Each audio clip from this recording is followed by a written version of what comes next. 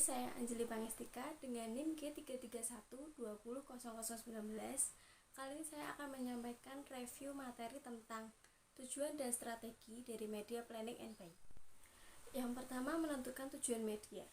1. Jangkauan. Jangkauan merupakan presentase audiens sasaran yang diekspos. Maksudnya, misal saja kita mengkampanyekan pemasangan iklan.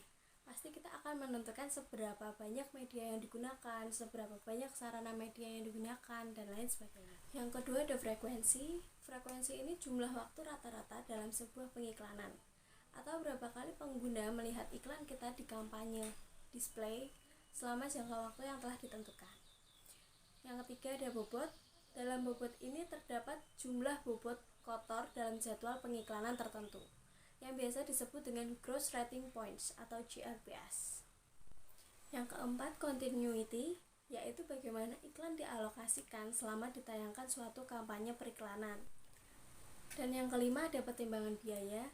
Dalam setiap kegiatan pasti ada yang namanya anggaran. Begitu pula dengan pembuatan iklan, ada anggaran yang harus dipertimbangkan. Salah satu indikator efisiensi media yang digunakan secara universal adalah cost per thousand atau CPM.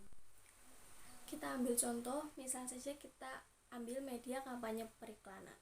Tujuan kampanye periklanan sendiri antara lain 1. Ketidaksadaran, 2. Kesadaran, 3. Pemahaman dan citra, 4. Sikap, dan yang kelima adalah tindakan.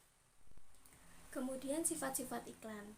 Sifat-sifat iklan ada 2, yaitu iklan komersial dan iklan non-komersial.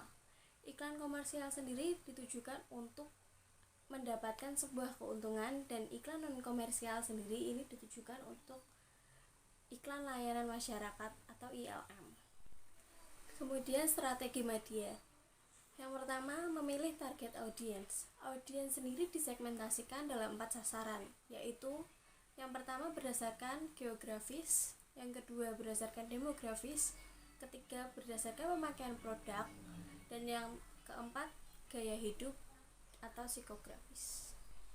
Yang kedua menspesifikasikan tujuan media, yang ketiga ada memilih karakter media dan sarana, yang keempat membeli media, serta adanya brand building.